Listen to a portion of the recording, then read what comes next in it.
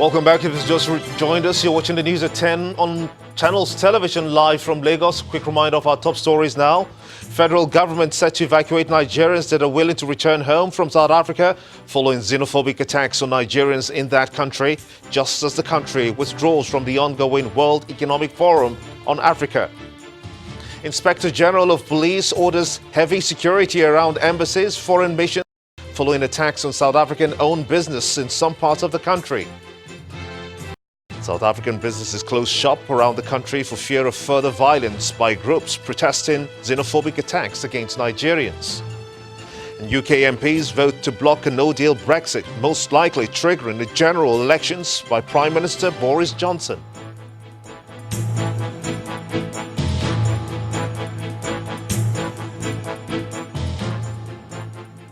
For more information on our top stories, please visit our website is channelstv.com. YouTube.com/channelsweb has videos of our shows. Africa's teeming youths and issues of relevant skilling, relevant education and political policies were the focus of a plenary session at the ongoing World Economic Forum on Africa in Cape Town, South Africa. Participants went beyond the issues and challenges and proffered solutions on how to help change the lot of the millions of African youths that are yearning for opportunities to contribute to the continent's development. Our South Africa Bureau Chief, Betty Dibia, reports. Goings on in the country, which included today's protest by young girls against gender-based violence. Part of the conference schedule was rejigged, but some sessions did go on, and we joined one focused on the youth, a major plenary titled Africa's Ticking Time Bomb. The presidents of Botswana and Ethiopia were part of the panel, but first the elephant in the room was addressed. We are not a nation of xenophobes. There is a lot of frustration about an economy that's underperforming, but in the main, South Africans relish and welcome you all to our country. The reality of what we saw in South Africa is too solid for it to be a mere conversation, by the way. This is the issue. We cannot have Africa Continental Free Trade Agreement, and yet we have a situation where there's black on black violence in this country. To the subject of the day, Africa's youths, a ticking time bomb. The burden of frustration of not being able to find jobs could easily be offset and cause such people to venture into other things that may not be as desirable. So yes, it is a ticking time bomb. We need to go from this kind of conversation in boardrooms to the grassroots. We have a huge problem. So there is a huge mismatch between policies, commitments, and actions on the ground. But how can the private sector pressure governments in Africa to do right?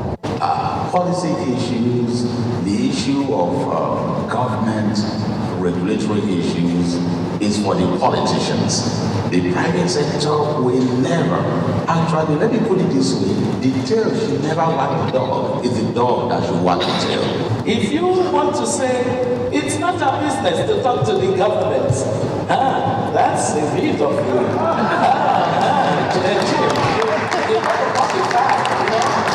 because what the continent is in need of is a sense of urgency.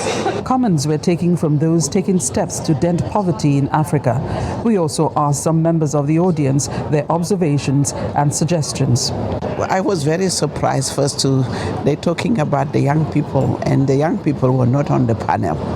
The forum continues tomorrow, where a presidential session is expected to take place. From the Cape Town International Convention Center, Cape Town, Betty Dibia, Channels Television News. You're watching the news at 10 on Channels Television, reaching you live from Lagos. Let's cross over to our Abuja studios now, where Mark Ogun Yusuf is standing by. Take us through a couple of more stories. Mark, where? Hello, Gimba. It's good to see you. Now, Governor Samuel Otomo of Benue State wants the federal government to set up a commission of inquiry to ascertain the true causes of the conflict between the Thieves and Jukuns in Benue and Taraba states. Mr. Otomo shared this view at a meeting of stakeholders on the Thief-Jukun crisis in Abuja. Our correspondent Linda Akigbe reports. The direness of the unrelenting Tiv Jukun crisis is what has drawn this cross-section of political, cultural and religious leaders, as well as heads of security agencies, under one roof in Abuja. The Tiv and Jukun ethnic groups in Taraba and Benue states have been locked in deadly clashes for more than 3 months, and the human casualties have been devastating. These major stakeholders have given themselves the task of finding solutions to the raging crisis and bringing about a peace process.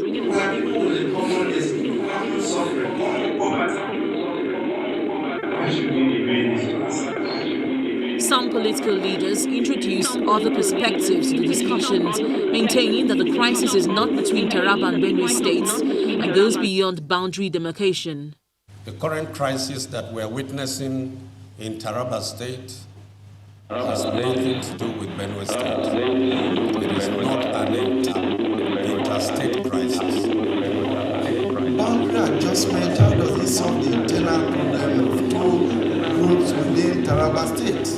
Peace will come from the people themselves, through their own determination and through sincerity of purpose in addressing the basic issues, which I find, I may be wrong, but I think a particular group is feeling that they are not being properly treated. Many others. The governors of the 2 affected states differed on the need for a commission of inquiry to be set up in the state, but they insist they are committed to finding lasting solutions to the crisis. I want to appeal to the federal government. Well, we do apologize for the poor audio quality on that report. Well, the federal government has commended the efforts of Kano state government towards implementing the presidential directive of ensuring free and compulsory education. At the flag-off ceremony of the Kano State 2-day summit on free and compulsory basic and secondary education, the Vice President, Professor Yemi Osinbajo, restated the role of basic education as the foundation of the socio-economic development in any nation. Our correspondent Idris Jibrin reports. Professionals in the education sector in Kano State have been rubbing minds on integrating the Almajiri system. Teacher training, ensuring quality learning is not compromised as other issues affecting the sector. One of the primary functions of education is to prepare individuals for societal change, national growth and economic development. The Vice President, Professor Yemi Osinbajo, believes that to make the country a competitive economy globally, the Every Child Count policy must be adhered to, and Kano State appears to be doing well in this regard. Kano has always been reputed as a place of learning, and this landmark policy pronouncement on free and compulsory education will not only draw over 1 million out-of-school children in the state from the streets into the classrooms, but it also sets a hugely important precedent for other states to follow. For Governor Abdullahi Ganduji, the introduction of free and compulsory education is to show his desire to turn Kano into a more enlightened state and to solve the challenges of Almajiri system of education. In order to streamline these schools, integrate them into the free and compulsory education program, the government has set up Quranic and Islamia schools management board. In order to ensure maximum access to education by all, the government has abolished payment of school fees in all public secondary schools with effect from September 2019. With the state government's direct funding of over 1,000 Almajiri schools under its monthly spending of about 200 million naira, participants feel this is the right way to integrate these Angaya Quranic schools. Idris Jibrin, Channels Television News. And staying with education, students across the country have been asked to take advantage of the solar hybrid power plant project to boost learning and research. The Vice President, Professor Yemi Osinbajo, made the appeal during the commissioning of the plant at the Bayero University in Kano. The institution is the second of the 37 federal universities built to enjoy the scheme. The Energizing Education Program, EEP, is a federal government initiative under the Rural Electrification Agency aimed at developing off-grid capacity power solutions. Besides power, the project also provides a world-class renewable workshop and training center for each of the EEP beneficiary universities. Out of the 9 federal universities and 1 teaching hospital targeted in the northwest and in other geopolitical zones in Nigeria, Bayero University Kano is the first port of call. And that is what has brought the Vice President to town. This is one of the greatest reform programs, one of the greatest revolutionary moves. Like other parts of the country, we do experience power shortage. With the provision of this, we're assured of almost 24 hours of power. It is already achieving desired results with the graduation of some renewable energy experts. My thought was, when I graduated from school, what kind of opportunity I have, like medical students. Doctors, female have more opportunity, I think, than us. But because of the STEM program, I realized that we have more opportunities and we have more too. We had a very clear mandate to provide clean, reliable, safe, and sustainable electricity to federal universities and teaching hospitals.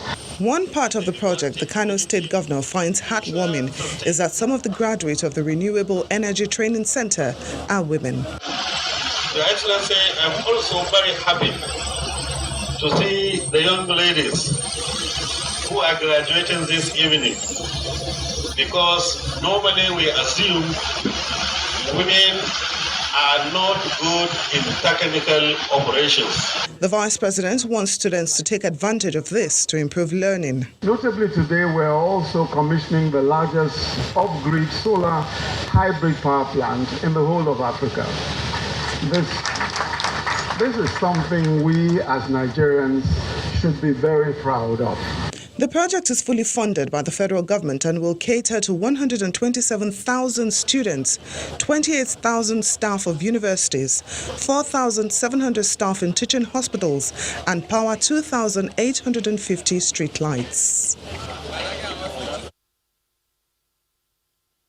When the news at 10 returns, UK MPs vote to block a no-deal Brexit, most likely triggering a general election by Prime Minister Boris Johnson.